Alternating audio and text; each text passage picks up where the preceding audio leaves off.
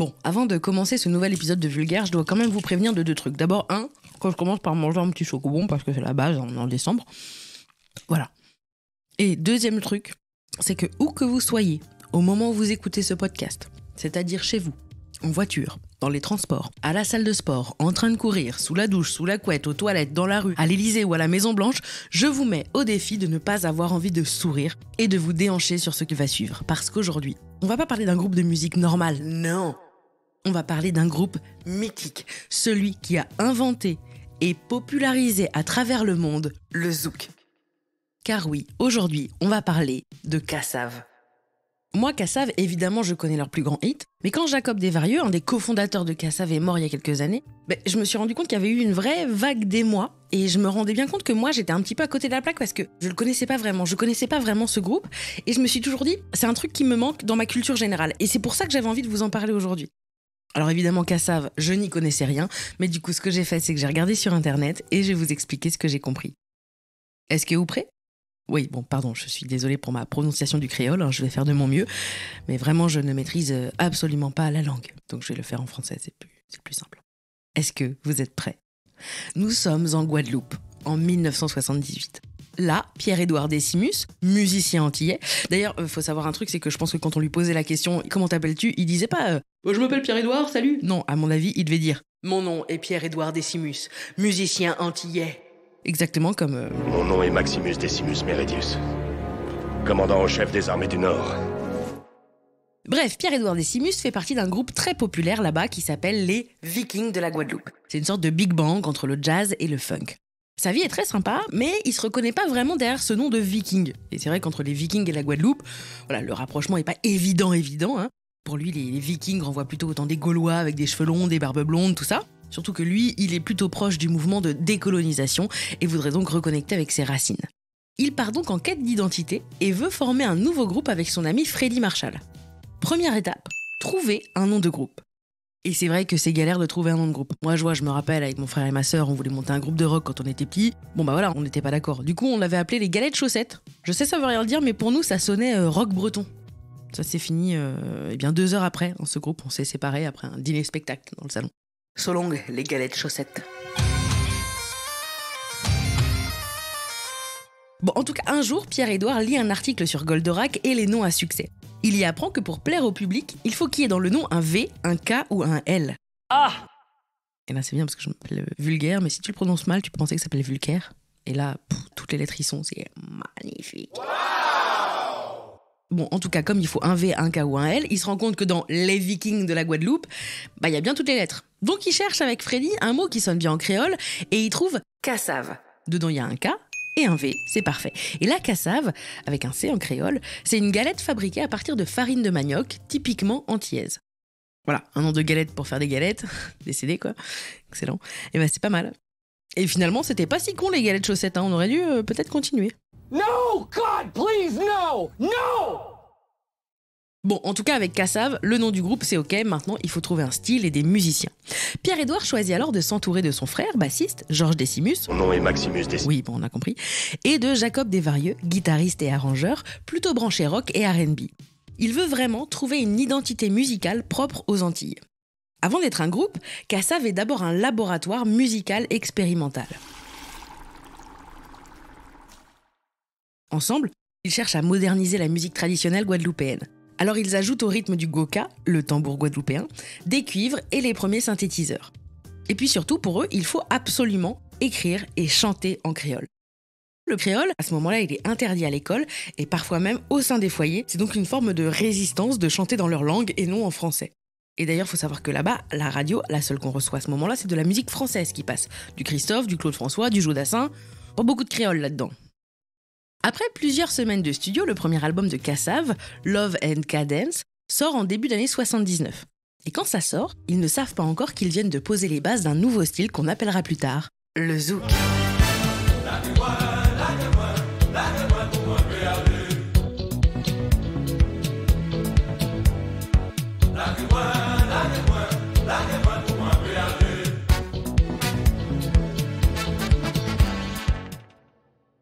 Entre 1979 et 1983, le groupe, on va pas se mentir, ils se cherchent. Ils expérimentent, ils cherchent des musiciens, des chanteurs, il y en a qui arrivent, il y en a qui partent. À cette époque, il faut savoir qu'il est rare que les musiciens antillais soient professionnels. En 1980, le groupe sort donc son deuxième album, La Game Wen. Et c'est assez rigolo parce que, en fait, je trouve que le créole ressemble parfois au breton. Quand je le lis comme ça, La Game Wen, on m'aurait pas dit que c'était du créole. Je pense que j'aurais pensé que c'était du breton. Bref, ça c'était mon analyse sociologique. N'hésitez pas à revenir pour d'autres percées comme ça impressionnantes de ma part. Bonsoir, vous êtes chez vous chaque mercredi dans la grande librairie où on parle de livres, d'écriture et d'aujourd'hui en direct pendant 1h30. Bon, en tout cas, en août 81, ils partent carrément en tournée à travers les Antilles. Ils se font accompagner de 2 danseuses pour créer un vrai show et le succès est au rendez-vous. En 81, le groupe sort son 3e album et il l'appelle Numéro 3. Oui, bon, là, j'avoue, ils se sont pas foulés. Excusez-moi les gars, on l'appelle comment le nouvel album ? Le numéro 3 ? Ah ouais, c'est pas mal ça. Non, je disais, tu parles de l'album numéro 3. Ouais, c'est ça. Ben, moi, ça me va, numéro 3. Ok. 82, nouvelle année, nouvel album. Et oui, un album par an, Kassav, c'est un peu le Jul de son époque. Ouais, je suis bien avec le V, le R. Garnier que c'est avec un Y. Ouais. Le Ok, Y. c'est un Y, ok. Bon, bah du coup, pour concurrencer le Marseillais, là, Joul, eh bien, la bande s'organise en conséquence et décide de sortir en parallèle des albums solo. La stratégie, elle est simple. Pour installer une nouvelle tendance, il faut tabasser. Vous voulez de la musique de zouk ? Vous allez en avoir. Ah oui, alors j'ai dit de zouk, je précise, parce que, en fait, le terme zouk est utilisé depuis les années 60. Mais à l'époque, il désignait plutôt un bal, une surprise party ou encore une soirée dansante. Donc vraiment pas encore sur un genre de musique. Mais pour en revenir à la stratégie du groupe, il s'agit désormais de sortir un album par an sous le nom du groupe, mais en plus jusqu'à 3 autres albums solo d'un des membres. C'est vraiment comme en bande organisée en fait. Bon, en tout cas, quoi qu'il arrive, tous les membres du groupe se retrouvent en studio pour chaque nouvel enregistrement et ils s'investissent et ils travaillent sur n'importe quel album. Et ce qui est assez fou, c'est que les plus gros tubes du groupe seront surtout issus des albums solo. C'est aussi en 1982 qu'un mec qui s'appelle Patrick Saint-Éloi rejoint le groupe et devient un peu la caution créole lover du groupe. C'est eux-mêmes qui le disent, c'est pas moi. Je m'y connais pas tellement personnellement en créole lover. Avec Jean-Claude Nemro au clavier, Claude Vamur à la batterie, Patrick Saint-Éloi, Jean-Philippe Martelly et Jocelyne Béraud au chant, le noyau dur du groupe se forme autour de Georges Décimus, le bassiste, et Jacob Desvarieux, le guitariste et chanteur. Catherine Lopa et Marie-Josée Guibon viennent compléter ce groupe en tant que danseuses et choristes. C'est en décembre 1984 que Kassav connaît son premier succès international. Et c'est grâce à une chanson de l'album Yélélé de Georges Décimus et Jacob Desvarieux. Cette chanson, vous la connaissez peut-être parce qu'en français, les paroles se traduisent par « Le zouk, c'est le seul médicament qu'on ait ». Ce tube, qui symbolise la souffrance des Antillais, va enflammer les pistes de danse de Pointe-à-Pitre à Paris en passant par Yaoundé. Allez, je me la tente, zouk là c'est sel, médicament nouni. Zouk là c'est sel, médicament nouni. Zouk là c'est sel, médicament nouni. Pas de connaître, c'est que là ça, on me prend la pointe et ça comprend. D'abord qualifié de musique de zouk, en référence au bal et aux soirées, je vous ai expliqué, le style musical a maintenant définitivement un nom, c'est le zouk. La musique de Kassav est celle qu'on entend le plus à ce moment-là dans les zouks, donc les bals, comme à la radio. 2 ans plus tard, l'album devient disque d'or. C'est le premier de la musique antillaise. Il est remis au groupe en Guadeloupe devant 40 000 personnes. De 1984 à 1987, Kassav fait partie du label GD Productions de Georges Depps, disquaire à la Martinique, et distribué par Sonodisc, ce qui permet d'enregistrer dans les meilleurs studios parisiens. Les premiers albums du groupe sont considérés à l'époque par les majors français comme étant trop ethniques. Et là, pendant que je vous parle, je fais des guillemets avec mes doigts. Voilà. Mais persuadé qu'une partie de leur public se trouve en France, Kassav décide de faire le Zénith de Paris le 22 juin 1985. Alors c'est un pari fou, D'ailleurs, tout le monde trouve ça beaucoup trop ambitieux, Non mais n'importe quoi, les gars débarquent des îles et ils pensent remplir un zénith quoi. Non mais grave, ils font quoi comme style de musique? Du look ou du mouk ou peut-être du zouk, enfin en tout cas un truc comme ça se finit en hook. Ah ouais, un truc hyper de niche quoi. Et pourtant, sans l'aide des médias, la salle affiche complet. Les Antillais immigrés en France hexagonale peuvent enfin affirmer leur existence et faire reconnaître la singularité de leur culture. Le show est incroyable, c'est à l'américaine, il y a des lumières, beaucoup de musiciens, des danseuses, c'est la folie. Putain, c'est fou cette énergie sur scène, cette ambiance-là, c'était dingue. Ouais, c'est clair, c'était incroyable.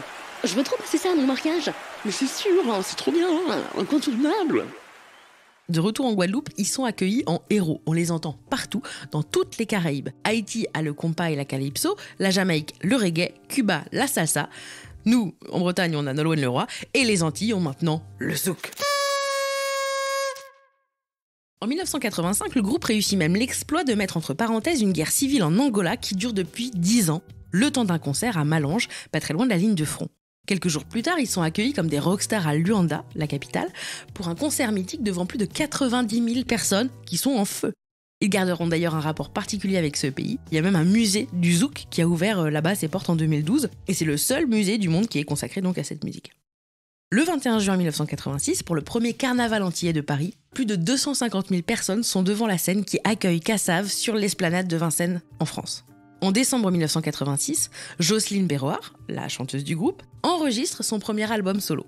Elle sera la première femme à être disque d'or aux Antilles. Un de ses titres merveilleux, Collé serré, que tout le monde connaît, est même repris en duo avec Philippe Laville 1 an plus tard et reste un long moment à la 2e place du top 50 derrière Joe le Taxi. D'ailleurs, le clip vaut le détour, n'hésitez pas à y aller, parce que Philippe Laville, en chemise Ralph Lauren, qui fait du hors-bord, puis ensuite qui danse, et ensuite il est entouré d'enfants, c'est magnifique, vraiment c'est sublime. On est vraiment dans les années 80. Si nous te prenons pour nous te parler, collé serré nous te cadencer. Si nous te prenons pour nous te causer,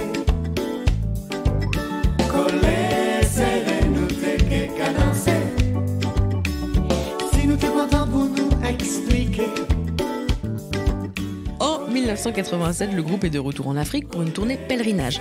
Dans plusieurs pays francophones, le groupe passe en boucle sur RFI et beaucoup de cassettes pirates se partagent largement sous le manteau fin. Plutôt sous le t-shirt, parce qu'il fait quand même un petit peu plus chaud là-bas. Première étape, la Côte d'Ivoire. Le groupe est invité par les Soroptimistes, une association caritative de femmes, à jouer lors d'une soirée de gala à l'hôtel Ivoire d'Abidjan afin de récolter des fonds pour financer la construction d'un dispensaire de campagne. Personne ne connaît vraiment ce groupe, mais tout le monde va vite rejoindre la piste de danse et le dîner de gala se transforme en véritable bal populaire. S'ensuit une tournée en Afrique dans tous les pays francophones et lusophones. Alors lusophone, c'est pas une marque de téléphonie, c'est les pays où la langue maternelle, officielle ou culturelle, c'est le portugais. Cassave remplit des stades de foot entiers, c'est la folie à chaque concert. Le succès est phénoménal et le groupe est adopté par tout un continent. Et donc du coup, finalement, au vu du succès, les majors françaises, elles peuvent plus dire que leur musique elle est trop ethnique. J'ai encore fait les guillemets avec mes doigts. Enfin, si, ils peuvent toujours le dire. Mais eux, ils préfèrent se dire que ça peut quand même leur rapporter pas mal d'argent cette affaire-là. Et c'est CBS, le futur Sony Music, qui emporte la mise et qui accepte de ne pas toucher à la musique. Le contrat stipule juste qu'aucun album solo ne devrait sortir avant 3 ou 4 ans afin d'installer le style Cassave. En 87, le groupe sort un nouvel album, Vinipou, qui sera disque de platine.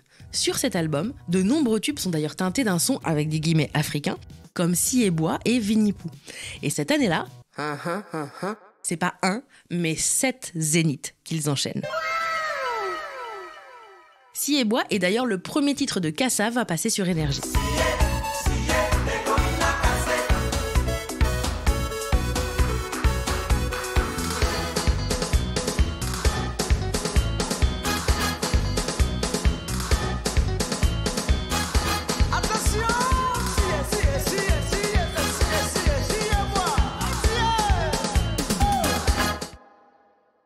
En 1988, Cassave reçoit la victoire de la musique du meilleur groupe français.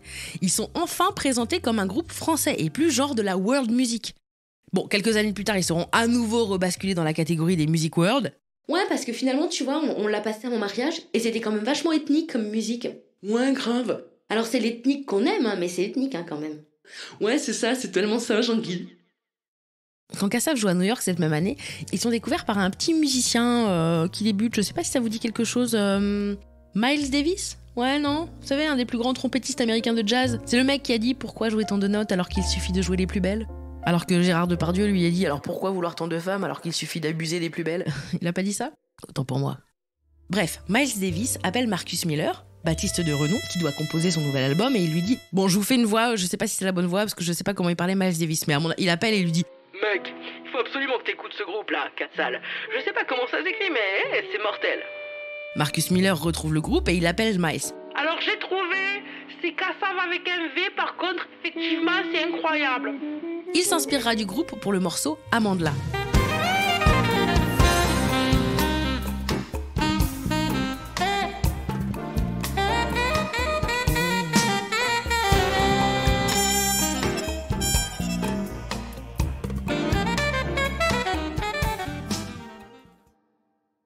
et les Antillais seront même mentionnés dans la biographie de Miles Davis, qui considère Kassav et le zouk comme la musique du futur. La Folie Kassav bat son plein. En 88, ils font 9 zéniths pleins à craquer. Et en 89, 10. Ils font 10 concerts cette même année, alors que Majestic Zouk devient aussi disque de platine. Kassav est le premier groupe noir à se produire en URSS, à Leningrad, 3 fois de suite. 20 ans plus tard, en 2019, le groupe est toujours debout, toujours ensemble, et fête ses 40 ans de carrière. 40 ans à sillonner le monde entier, des îles de la Caraïbe et du Pacifique, en passant par l'Afrique, l'URSS, la Russie donc, jusqu'au Japon, les États-Unis, le Canada, l'Amérique du Sud. En fait, Kassav a fait danser 72 capitales. Alors évidemment, en 40 ans, tout n'a pas été rose. Il y a eu beaucoup de remaniements, notamment chez les musiciens autour du noyau dur, qui ont été réduits au statut de simples salariés par Sony Music, afin de réduire le groupe à 5 têtes d'affiche bien identifiables. En 94, Georges Decimus, le bassiste et auteur-compositeur d'un bon nombre de titres, quitte le groupe pour former Volte-Face, un groupe concurrent, et il reviendra chez Kassav en 2004. En 2002, c'est Patrick Saint-Éloi, le crooner de Kassav, qui décide de faire cavalier seul. Alors malgré ses grandes pertes, Kassav résiste et poursuit son chemin. Patrick Saint-Éloi meurt le 18 septembre 2010 des suites d'un cancer, alors que le groupe est en plein show à Amsterdam. C'est un grand moment de douleur et de communion qui a soudé encore plus le groupe. En 2019, la tournée s'arrête à cause du Covid. Et puis en 2021, c'est Jacob Desvarieux et sa voix inimitable qui part le 30 juillet des suites, donc du Covid. En 2023, Kassav a repris le chemin de la tournée qu'ils ont nommé « C'est où nous emmène ». Je suis pas sûre parce que je sais pas prononcer le créole. En tout cas, cette tournée, c'est une tournée hommage à Jacob, qui a démarré en mai à Sainte-Lucie et qui se poursuit partout dans le monde. Kassav, c'est un des plus grands groupes français, un des plus connus à travers le monde. Ils ont fait 600 chansons, ils ont vendu plus de 5 millions d'albums, sans compter évidemment toutes les cassettes pirates. Ils ont donné plus de 2000 concerts. Le groupe a fait 3 ou 4 fois le tour du monde par an depuis les années 80. Et ils ont le record absolu de 63 zéniths de Paris à guichet fermé. Ils ont même fait zouker le Stade de France pour les 30 ans en mai 2019. Et d'ailleurs, à cette occasion, il y a un record du monde qui a été battu.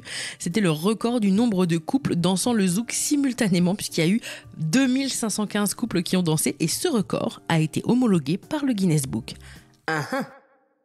Aujourd'hui, il y a de nombreux artistes de tous les continents qui se revendiquent de l'héritage de Kassav. Il y a des styles qui ont même été inspirés par le zouk, comme le brasa zouk au Brésil, la zikomba angolaise, du zouk collé serré, en passant par le zouk love et le zouk allumette. Alors moi je connaissais pas, mais c'est un zouk qui frotte, qui fait des étincelles. Voilà, je trouve ça assez rigolo, j'aime bien. Kassav a creusé un sillon qui n'a jamais cessé d'être emprunté par d'autres, comme par exemple Zouk Machine, Magic System, Thierry Cham, Sly et tant d'autres, pour ne citer que un. En tout cas voilà, ça c'était Kassav, mais en vulgaire. Cet épisode de Vulgaire a été écrit par Quentin Thiriot, moi c'est Marine Baousson. Il a été réalisé avec amour par le merveilleux Antoine Ollier. La musique est du fantastique Guillaume Béra du collectif Branx. Les illustrations et la création graphique sont de la fabuleuse Juliette Poney. Je les remercie tous les 3. Enfin, Vulgaire, c'est tous les lundis, alors abonnez-vous pour ne rater aucun épisode. N'hésitez pas d'ailleurs à commenter, à mettre des étoiles, à vous abonner à mon Instagram et à bien vous brosser les dents tous les jours, c'est hyper important. Gros bisous et merci.